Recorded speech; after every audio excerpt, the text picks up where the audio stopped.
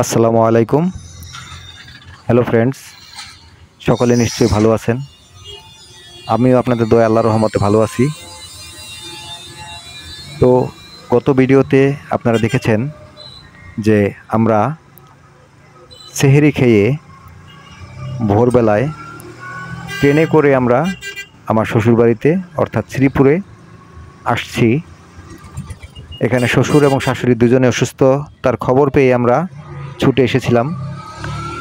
আর এর ভিতরের ভিডিওটা করা হয়নি, কারণ ভিডিওটা করার মতন মন মানসিকতা ছিল না, দুজনেই অসুস্থ, তাই বাড়ির ভিতরের ভিডিওটা করতে পারিনি, সেজন্য আপনাদের কাছে দুঃখিত। তো আমরা অসুস্থতার দেখে আবার যেহেতু রমজান মাস চলছে, বাড়িতেও টুকিটাকি কিছু কাজ আছে, তার জন্য আবার টঙ্গীর উদ্দেশ্যে রওনা হলাম। আর এখন রওনা হব যে রাস্তাটি দিয়ে, এই রাস্তাটি থেকে আপনারা মিনি বান্দরবন হিসাবেও এই রাস্তাটি পরিচিত। শ্রীপুর এসে বলবেন যে মিনি বান্দরবন, তাহলে আপনাকে এই রাস্তাটিকে নিয়ে যাবে। রাস্তাটি খুবই সুন্দর, আঁকাবাঁকা মিঠু পথ, চতুর্দিকে পরিবেশ খুবই শান্ত, কোলাহলমুক্ত, যানজটের কোনো ভিড় নেই, বিভিন্ন যানবাহনের হর্নের শব্দ নেই। তাই চিন্তা করলাম যে যেহেতু গরম চলতেছে, আবার এখানে রমজান মাস, সেই দিক চিন্তা করে আমরা এই পথটাকে বেছে নিলাম। তো কমেন্টের মাধ্যমে জানাবেন যে এই পথটা দিয়ে যাওয়াটা ভালো হয়েছে নাকি বাস দিয়ে গেলে ভালো হতো, আপনারা সকলেই জানাবেন। আর এই পথে যেতে যেতে শুধু হেমন্ত মুখার্জির একটি গান মনে পড়ে যায়, যে গানটি একসময় সারা পৃথিবীকে সারা জাগিয়েছিল। সেই গানটি হলো, এই পথ যদি না শেষ হয় তবে কেমন হতো তুমি বলো তো, যদি পৃথিবীটা স্বপ্নের দেশ হয় তবে কেমন হতো তুমি বলো তো। শুধু এই গানটি মনে পড়ে যায়। যাই হোক, গান হলো, কথা হলো, আড্ডা হবে সামনে আরও। তো আমরা চলছি। এই রাস্তাটি হচ্ছে শ্রীপুর রেললাইনের পূর্ব দিক থেকে সিএনজি করে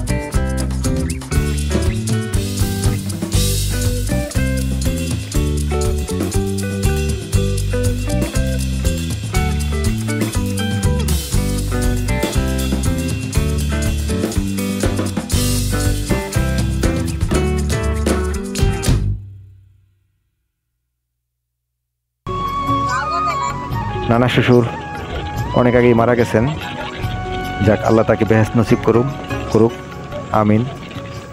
খুবই ভালো লাগছিল, আমার সাথে খুবই ভালো সম্পর্ক ছিল। আমি যদি সে খবর পেয়েছে যে আমি শ্রীপুরে যাব বেড়ানোর জন্য, সে তখনকার আমলে এরকম রাস্তা, পিচ ঢালা রাস্তা ছিল না, হেঁটে যাওয়া লাগতো। ইজ্জতপুর থেকে শ্রীপুর হেঁটে যাওয়া লাগতো, রিক্সাও ছিল না। তখন এই বৃদ্ধ মানুষটা এখান থেকে হেঁটে গিয়ে আমার সাথে দেখা করে, কুশল বিনিময় করে, বিভিন্ন ধরনের আনন্দ ফুর্তি করে আবার সে বিকালবেলা চলে আসতো। এত ভালো লোক ছিল আর আমার উপর এত আন্তরিক ছিল। যাই হোক, আমি আসলে খুবই হ্যাপি, খুবই ভাগ্যবান যে এরকম একটা লোকের সংস্পর্শে আসতে পেরেছিলাম।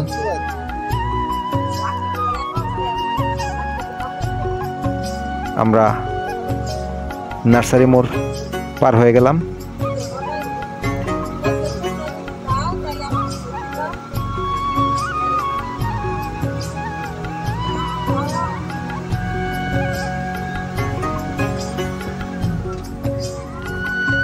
তো আপনাদের গ্রামীণ পরিবেশ দেখতে কীরকম লাগছে? আপনারাও আমার মতো একমত হবেন যে না, আলহামদুলিল্লাহ ভালো লাগছে। আর আল্লাহ পাকের অপরূপ সৃষ্টি, এত সুন্দর দৃশ্য আমরা শহর অঞ্চলে দেখতে পাই না।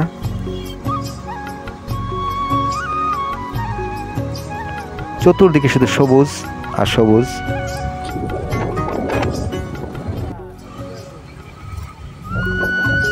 আর যেটা বলছিলাম যে এই অঞ্চলটাকে মিনি বান্দরবন নামেও অনেকে চিনেন। যেহেতু বান্দরবন আমি বেড়াতে গিয়েছিলাম, ওইখানে রাস্তাঘাট আর এখানে রাস্তাঘাট, শুধু তফাৎটা হচ্ছে ওইখানে পাহাড়ি রাস্তাঘাট উঁচু নিচু, আর এখানে যে তরাল সমান রাস্তাঘাট। কিন্তু আঁকাবাঁকার দিক থেকে বান্দরবনের থেকে কোনো অংশ কম নয়, আঁকাবাঁকা আছে ভালো, বিভিন্ন দিকে টার্নিং, ডানে বামে সব দিকেই। এই কারণে এই রাস্তাটিকে মিনি বান্দরবন বলে অনেকে চিনেন এবং জানেন। এই হচ্ছে তার ব্যাখ্যা।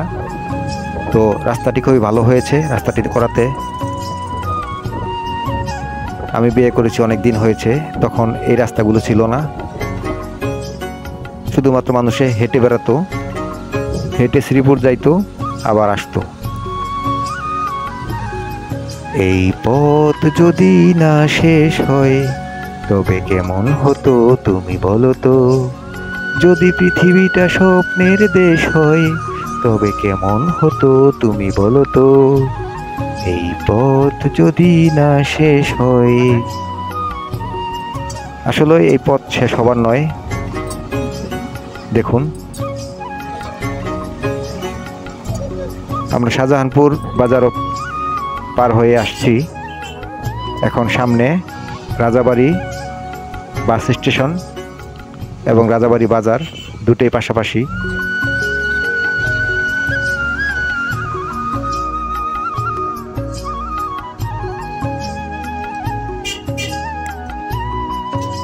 হ্যালো ভিউয়ার্স, আপনারা সামনে যে রাস্তাটি দেখতে পাচ্ছেন সেটা হচ্ছে কাপাসিয়ার যাওয়ার মেন রাস্তা, অর্থাৎ রাজাবাড়ি থেকে কাপাসিয়া যাওয়ার মেন রাস্তা, ঢাকা টু কাপাসিয়া মহাসড়ক।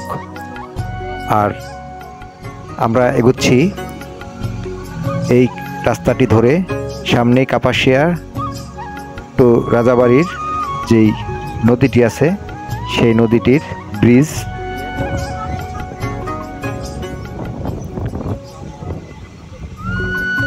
তো এই ব্রিজটি অনেক পুরাতন, আবার মেরামত করা হয়েছে।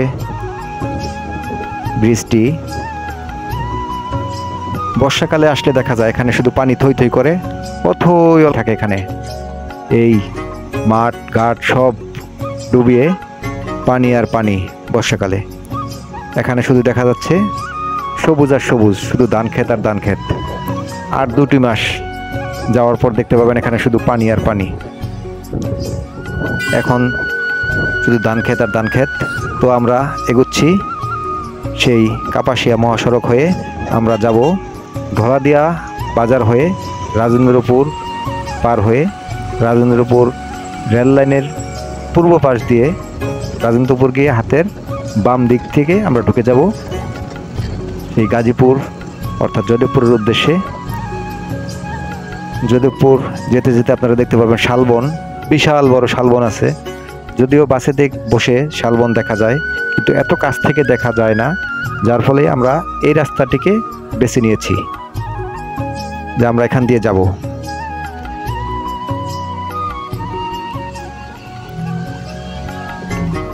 তো আমার এই চ্যানেলে এখন যারা নতুন আসছেন তারা প্লিজ সাবস্ক্রাইব করে ফেলুন। সাবস্ক্রাইব করে পাশে থাকা বেল বাটনটি বাজিয়ে অলে একটি ক্লিক করে দিবেন, কারণ অলে একটি ক্লিক করলে আপনার মোবাইলে নোটিফিকেশন অটোমেটিকলি পৌঁছে যাবে। এই ধরনের ভিডিও আপনাকে আর সার্চিংয়ে যেয়ে খুঁজতে হবে না। তাই দেরি না করে সাবস্ক্রাইব করেই ফেলুন। আর ভিডিওটি ভালো লাগলে একটি লাইক দিবেন। পরবর্তীতে আপনারা কোন ধরনের ভিডিও দেখতে চান তাহলে আপনারা কমেন্টের মাধ্যমে জানাবেন। আর আপনার বন্ধু বান্ধবদেরকে দেখার জন্য ভিডিওটি শেয়ার করে দিবেন, কারণ বন্ধু বান্ধবরাও আপনার মতন দেখে যাতে উপকৃত হতে পারে, আনন্দ পেতে পারে, তার জন্য ভিডিওটি শেয়ার করে দিবেন। জি, এটাই হচ্ছে শালবন, বিশাল বড় শালবন, যেটাকে আমরা বাংলায় গজারি গাছ বলি, সেই গজারি গাছ।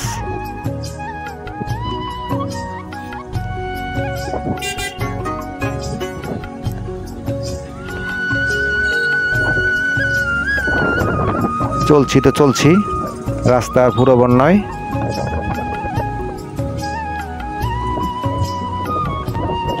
তো আমার শ্বশুর এবং শাশুড়ির জন্য দোয়া করবেন, আল্লাহ যেন তাদেরকে সুস্থতা দান করেন। আর আমার মাও অসুস্থ, আমার মার জন্য দোয়া করবেন। মা 3 বার ব্রেন স্ট্রোক করেছেন, আল্লাহর রহমতে এখন অনেক ভালো আছে।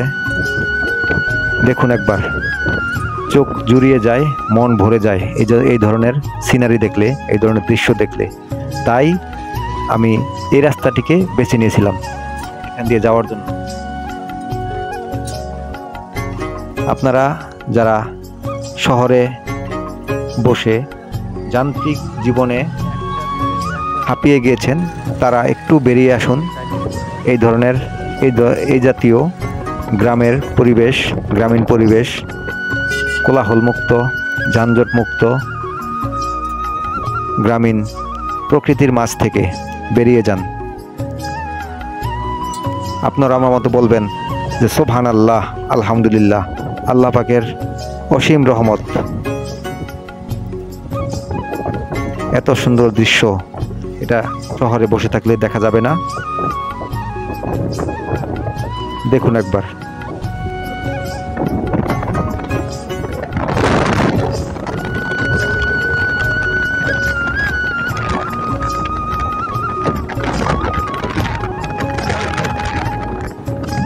যেদিকে তাকাবেন, ডানে বামে সামনে পিছনে, যেদিকে তাকাবেন শুধু দেখবেন সবুজ আর সবুজ। জি, এই পুষ্কুনিটা, অর্থাৎ এই যে পুকুরটা দেখতে পাচ্ছেন, এটাই হচ্ছে ভাওয়াল রাজার সেই বিশাল পুকুরটি। এখন চতুর্দিক থেকে ভরাট করতে করতে একটু কমে গিয়েছে। ওই সামনে যে গাছটা দেখা যাচ্ছে, যেই বিশাল বড় আকৃতির, ওই গাছটির নিচে যে গাটলাটা দেখতে পাচ্ছেন, সেই গাটলাটির মধ্যেই ভাওয়াল রাজা অর্থাৎ ভাওয়াল সন্ন্যাসী গোসল করতেন। তো এতক্ষণ কষ্ট করে ভিডিওটি দেখার জন্য ধন্যবাদ সকলকে। আল্লাহ হাফেজ, ভালো থাকবেন, সুস্থ থাকবেন। দেখা হবে পরবর্তীতে নতুন কোনো ভিডিওতে, নতুন কোনো ব্লগে। ততক্ষণ পর্যন্ত সবাই ভালো থাকুন। আল্লাহ হাফেজ।